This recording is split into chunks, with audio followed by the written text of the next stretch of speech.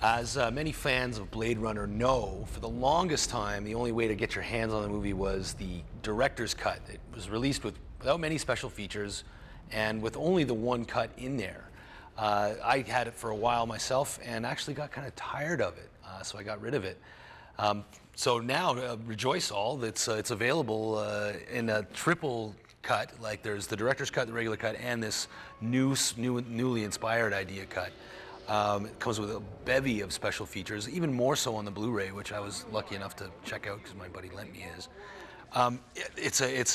It's basically a reinvigoration of a film that was groundbreaking back in '82, and still, like these days, you can see that it touches basically. There's no aspect of pop culture that Blade Runner hasn't had some effect on.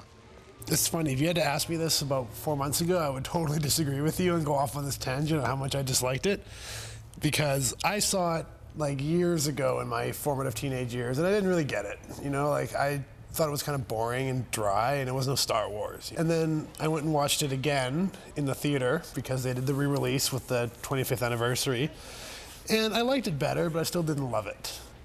And it wasn't until I watched the DVD, the Blu-ray, and I watched the documentary, The Dangerous Days, the making of Blade Runner, and it's like 3.5 hours long. I sat through the entire thing.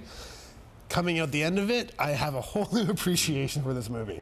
Yeah, I mean, that's the real strength of this release. I mean, is of course the special features. I mean, everybody knows the movie. It's in the AFI's top 100. Everybody knows it, but not everybody was able to get privy to all of these details that comes out in these documentaries. Like, it's even got the interview with Harrison Ford that nobody's ever done before, because he despised his relationship with Ridley Scott when he was making this movie, but now he's willing to talk about it because I guess he's grown up and grown past it. I don't think I've ever seen a making of documentary this informative. Like, generally they're like half an hour, 45 minutes tops. You know, 45 minutes into this documentary, they were still in pre-production about the movie. It starts with the screenwriter and the idea of the movie and the Philip K. Dick novel, and then it goes all the way to the very end. And I was just so there's so many little details that you don't even realize. Now, there's a Nexus 6 over at the Tyrell Corporation. I want you to go put the machine on it. And if the machine doesn't work? Now, so this movie tells the story of Deckard, played by Harrison Ford, who is a Blade Runner. Now, Blade Runner is a cop who hunts down replicants. Replicants are artificial humans. There are some subtleties to this, though, and there is also just like some classic elements in there. This is really like a man against the world, so sort of classic, sort of cowboy-esque, hard-boiled detective style movie.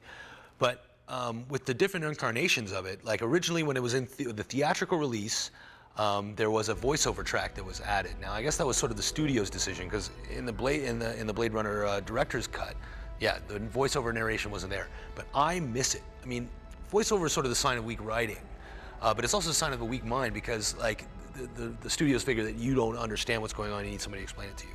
But the presence of the voiceover narration from Harrison Ford puts in the same category as a Sam Spade movie. So it has that sort of classic cool element of the guy talking about, you know, the dame walking into his office and asking him to go and find a Maltese Falcon or whatever. Replicants are like any other machine. They're either a benefit or a hazard. If they're a benefit, it's not my problem. May I ask you a personal question? By taking that out, it's a different movie. It falls under a different genre, a different category. But the one problem was the version that has the voiceover narration also has this stupid, schmaltzy, happy ending. He was wrong. Tyrell had told me Rachel was special. It flies in the face of what the message of the final cut that's been released is, like, yeah, Deckard as replicant. You know, it's always been this long held mystery as to whether is Deckard a replicant or not. Not only in the special features does Ridley Scott say in no uncertain terms that he is, this really frames it in the proper way, you know, with Gaff making the origami unicorn. Now, I mean, I needed it completely spelled out to me for me to really get it. Now that you see it like that, it's like realizing an optical illusion, you know, like you can't see it the other way anymore.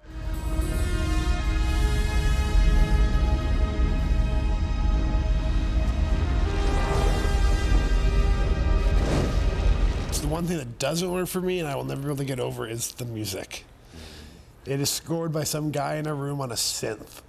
And it is so 1982 that I wish they could pull that out and redo it with strings, or have John Williams come in and do a score. So you're not down with Evangelis?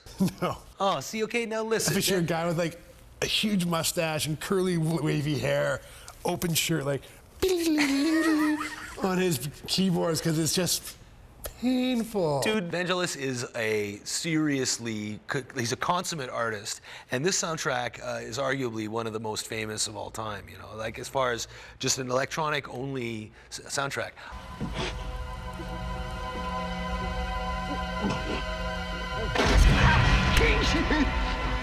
If you can get past the music, which you can, because it's really not that bad. It's just my one little thing. I highly recommend picking up the Blu-ray DVD of this, because it's got every cut of the film, the original cut, the director's cut, and the final cut. So whichever one you like, you can watch. And it's got the most intense making of I've ever seen. You won't be disappointed. It's just phenomenal.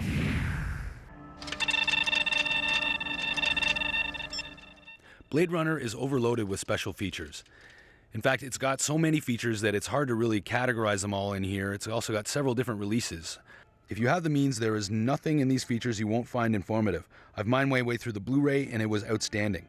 The making of documentary, Dangerous Days, is a once-in-a-lifetime kind of edition. It's got all kinds of stuff that you'll never find anywhere, and it includes a never-before-done, never-before-seen interview with Harrison Ford about his experiences doing Blade Runner.